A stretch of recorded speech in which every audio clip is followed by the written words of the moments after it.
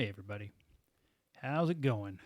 Well, today is a good day for me in that I'm coming back to where I started my wargaming roots 25 years ago this summer, and that is with the Warhammer world. I started Warhammer back in 5th edition days in 1998, and from there rode the Games Workshop train for quite some time. I would ride that train all the way up to about 2019, the fall of 2019, where after our last campaign season, I just had to throw in the towel because the current fantasy game, Age of Sigmar, just wasn't something that I enjoyed. And I've had gotten out of 40K the year prior. And Games Workshop, as a gaming company, they had lost their magic with me for a number of years.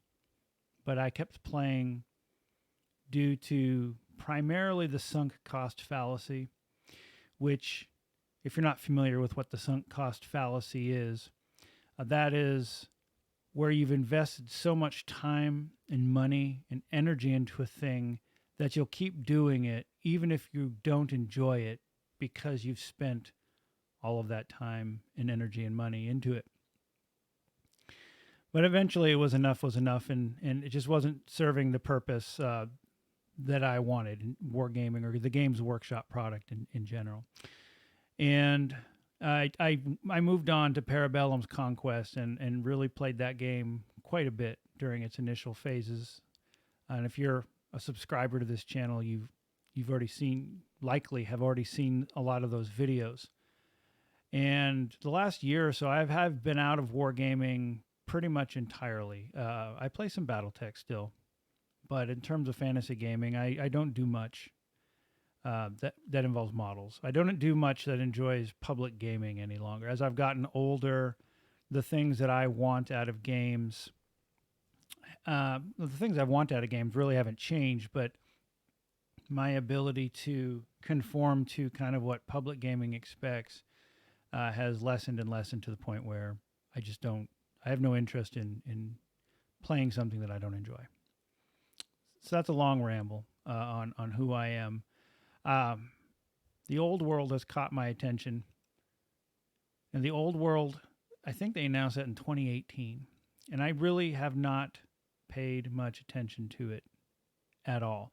A lot of that is simply because I don't trust Games Workshop to produce a rule set that someone like me, or that comes from where I come from, wants or would enjoy.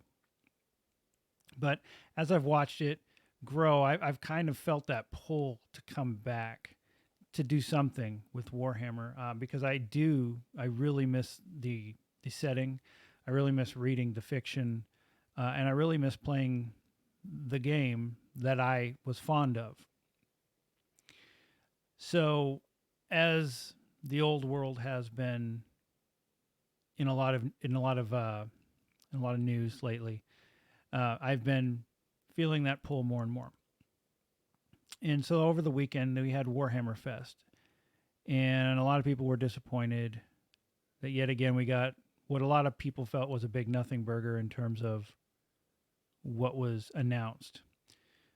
And bearing in mind, again, this has gone back since I think 2018, 2019, something like that. It's been several years now, and there really hasn't been a lot of information. So what do we know about the old world? Well, not a whole lot. We know that they've shown us some new Tomb Kings, a new Tomb Kings model, and a new Bretonnian model, which are GW standard models. And when I say that, I mean they're what you'd expect from Games Workshop. I think that they're very well done, a little bit too noisy for my taste, but I would still paint them. I would still be interested in those. I think they looked good still, right? We know that the base size they're moving up from 20 millimeters to 25 as a minimum. So anything on a 20 square would be on a 25 now. A lot of things we suspect that are on 25s will jump to 32s if they haven't already in Age of Sigmar. So base sizes have been a big thing in different groups where people are talking about how should I rebase my army? Now, I lived through the rebasing saga of Age of Sigmar. And I didn't rebase my army then, and I'm certainly not going to rebase anything today. I played Age of Sigmar with my square bases, with my older armies, and everything was just fine. I'm not a competitive player any longer. I have not been a tournament player since 2007. That was my last tournament. I'm not interested in that style of play anymore, and I'm not interested in playing against people who would be bent out of shape over base sizes like that, where it matters that much to them. And I know it may matter that much to you, and that's fine. That's just not the game that I'm interested in. I'm not rebasing anything. Now I'm going to use what I have.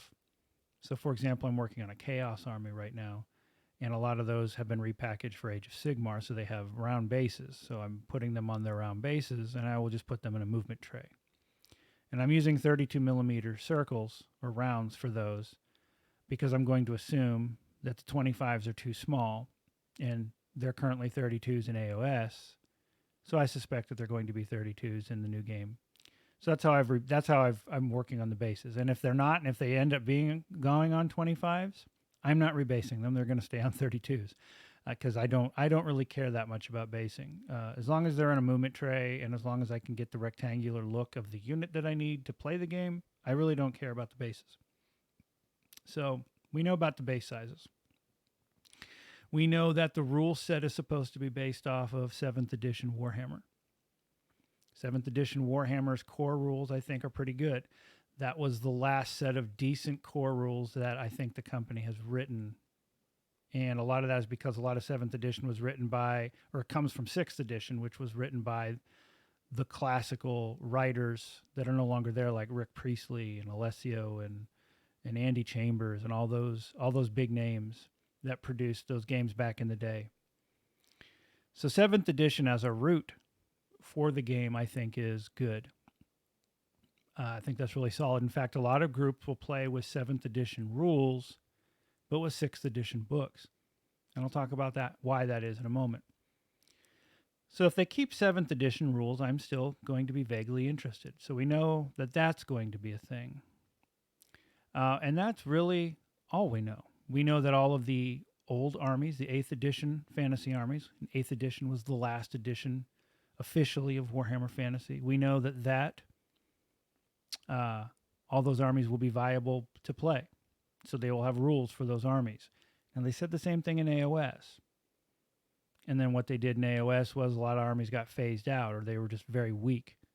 So even though they technically had rules, no one wanted to use them, or they were legends, like Bretonnian and Tomb Kings became legends, and no one wanted to play them in AOS or let you play with them because they weren't official. And they weren't tournament legal. So we'll see what they do with all that. For someone like me, to be fully interested in the Old World project, to actually spend money for, to give money to Games Workshop again, there's a few hard boundaries that I have in regards to that. There's a few things I'm looking for in a game.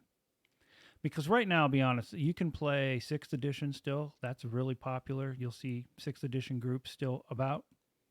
You'll still see people playing 8th edition. I'm not really a fan of 8th edition for a number of reasons, which I don't really need to get in detail in this video. I may talk a little bit about it about what I'm looking for in a game. But 8th edition had some issues that I wasn't wild about.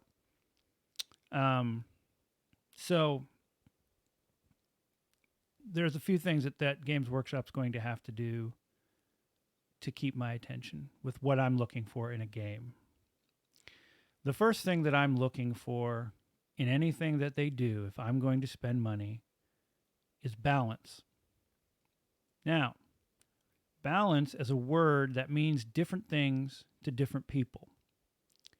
I come from an era where balance meant a certain thing, but that word has changed over the years, and it changed a long time ago. I think it changed right around when the Demon book came out in 7th edition Warhammer, because there was a lot of reconciliation that needed done by the community to continue to play the game back in 7th edition, because the Demon book was so busted at the time that that was the point where Games Workshop went off the rails, and balance had to be redefined. essentially. To me, balance, I'm going to pull this little book here. This book right here, that's my definition of balance. That's my life experience in terms of what a game can be in a fairly balanced state. Now, what is balance not? Balance is not a 50-50 win ratio from armies. That's number one fallacy that's going to be called out when you say balance. People think you're talking about the knife edge of balance where everything's 50-50. That's impossible. It's not reasonable, not even remotely close to what I'm looking for. Today's version of balance, now, let you know my background. I've been in games for 30 years, both amateur and professional. I am a professional in the game space today. And as such, I've been a part over the years of marketing, of having to come up with ideas for products, of having to create rules for games that appeal to a wide variety of people. Balance today, I would define myself from what I hear repeated often, in the wargaming space will simply be, if I have 10 factions in my game, then all 10 factions will have at least one build that can be played at the tournament level and be fun and be competitive. If a company can do that, people will say that the game is balanced. Now, I hard disagree on that in terms of what I'm looking for in balance.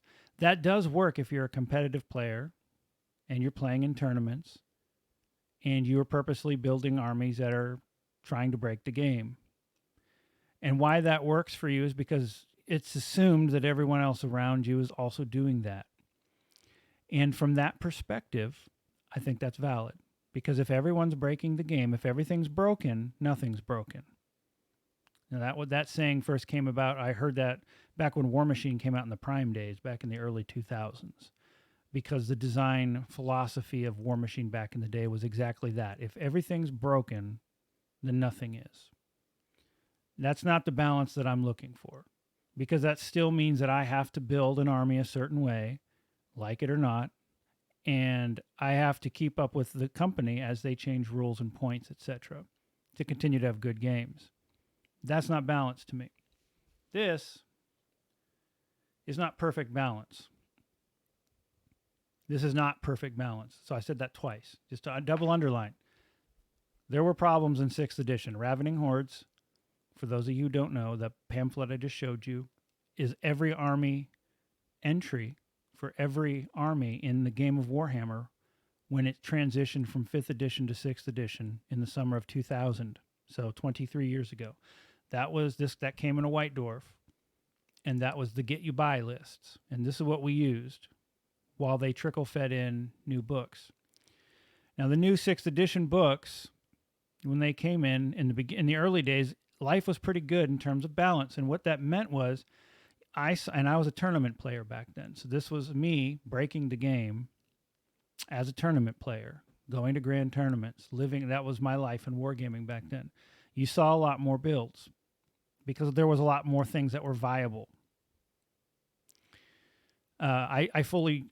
I know for a fact, based off of having worked with Games Workshop, that the thing that the model that they use now to churn models with the regular points updates is a business decision driven entirely to make people buy new models regularly. Is how they solve the problem of, well, people were just buying an army once and not spending any more money. How do we fix that? Well, how you fix that is you know that your player base is competitive and they're going to chase whatever works best. And they do. It works. They make a ton of money from that. No one can deny that. That's not balance to me. Ravening Horde's balance is kind of what I'm looking for. Community projects have been able to do that. Ninth Age has been able to do that. Ninth Age is a successor to 8th edition. Warhammer Army Project does a pretty good job at that.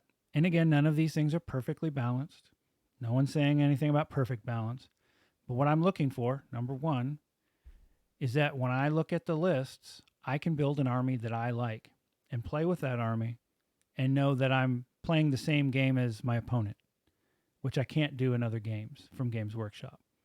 Because if I show up with a non-tournament tier list in Age of Sigmar and my opponent shows up with a tournament tier list, we're not playing the same game. And it's not even remotely fun for either one of us. So there's a lot of trap units in 40K and in Age of Sigmar. And I'd say in 8th edition Warhammer Fantasy. That's just their business model. That's how they rolled. I'm not rolling with that.